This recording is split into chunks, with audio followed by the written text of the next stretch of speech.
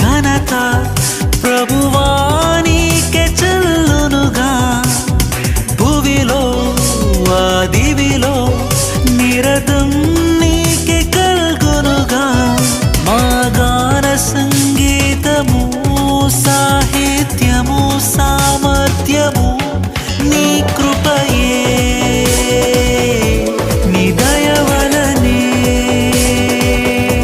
నీ రాజ్యములో నీ పని కొరకే మహిమ స్తుతి ఘనత